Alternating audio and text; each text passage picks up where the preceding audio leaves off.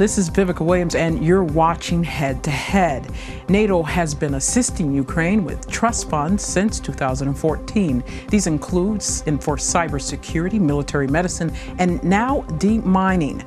To talk about this, we're joined in the studio today by Vitaly Martinyuk. He's the head of international programs at the Center for Global Studies called Strategy 21. Vitaly, thank you for joining us today.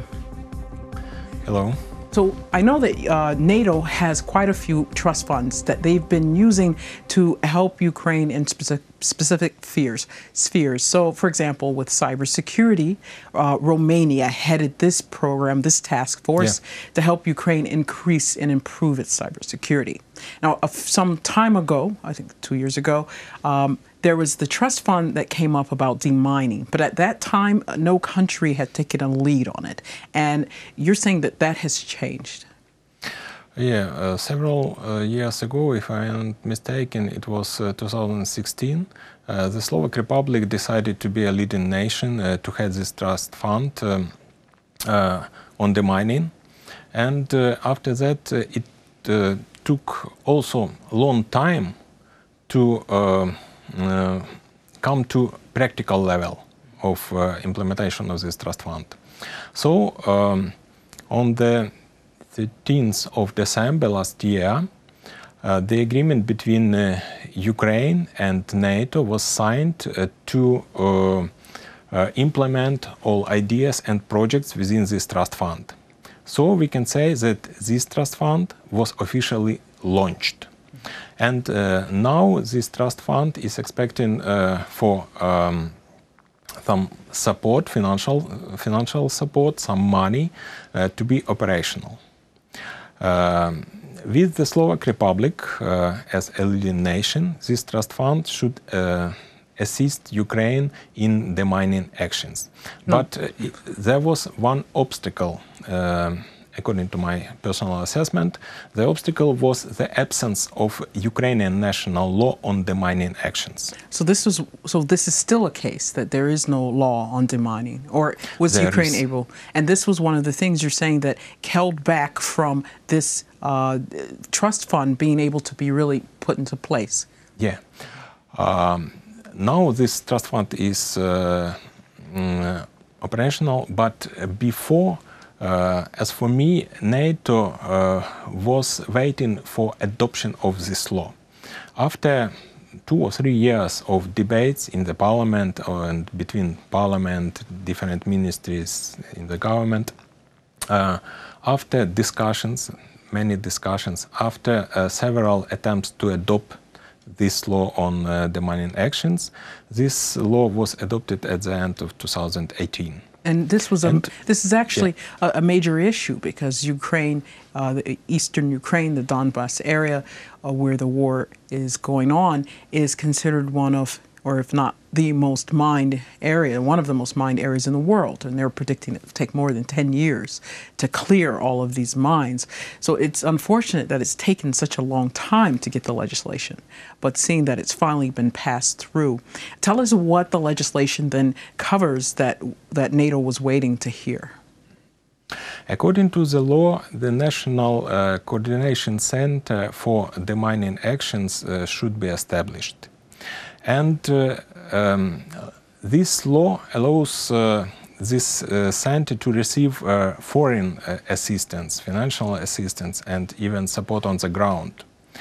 So before, there were just several Ukrainian bodies which were able and permitted to provide demining actions on the ground.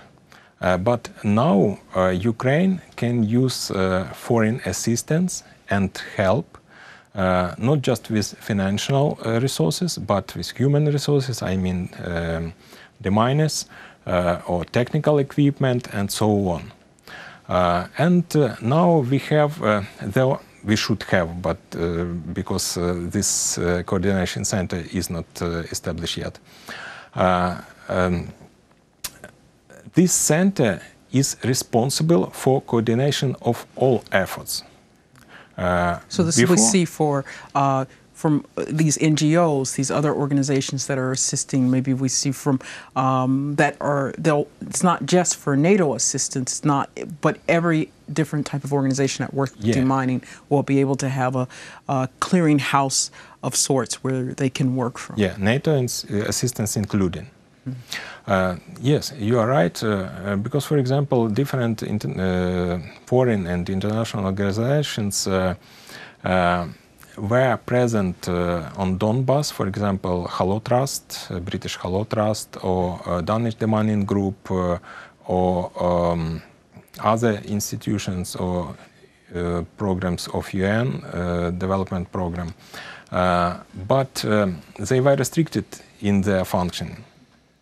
And now they have possibility for practical assistance, and you are right that it is a problem for Ukraine, because a lot of casualties on Donbas are because of these mines or other explosive leftover devices and so on. And such, yeah. What can we look for then in the coming year? So this will be the first year that it will be put into action, this trust fund, and we're also looking to see this center develop. So what do you think is going to happen in this coming year? The first task is to establish this coordination, Ukrainian National Coordination Center on Demining. The second, to set up a special fund for different kind of financial assistance. The third is to use NATO experience and adopt NATO standards in demining on the ground. And of course to adopt in Ukraine international mine action standards. They IMAS. They are international. They are adopted in the United Nations. They are used by NATO and different states. So they are international, and these standards should be on the place in Ukraine. Because if not, it would be difficult to coordinate assistance from different sides, from NATO or separate NATO countries, from UN, for example, or from the OSCE. OSCE is also very active, and OSCE has special project on demining on the east, and OSCE has played very important role in this regard. So now NATO Trust Fund on Demining Action is, we can say, operational, but I think that after establishment of this new center, coordination center, we should expect some trainings and courses to organize the overwhelming cleaning of territories on the east of Ukraine, but not just in this region, as well as around military storages. And because Ukraine has had some significant air issues with what they're finding is improper storage of armament, where we've had these explosions that have led to thousands evacuated, millions of dollars worth of shells and being lost. Yeah, I would like to underline what are the differences between humanitarian demining. It is called, according to IMAS, International Mine Action Standards, and military demining, for example. Militaries are responsible for demining separate objects, building, or some territory. But humanitarian demining, according to international standards, is the total clearance of the territory.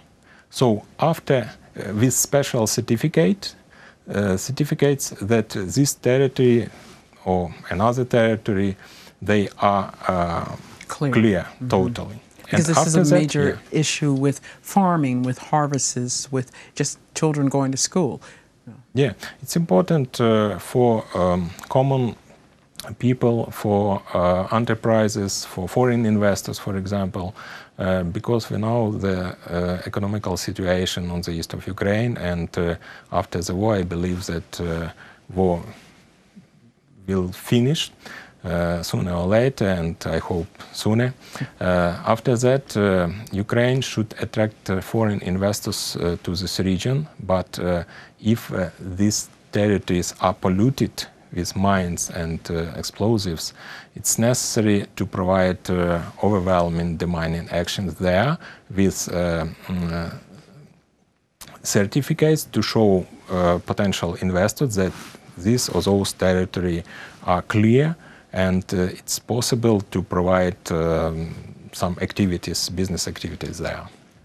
Thank you so much for bringing us information about this new fund that's become operational. Thank you. And that was Vitaly Martinyuk. He's the head of international programs at the Center for Global Studies, Strategy 21.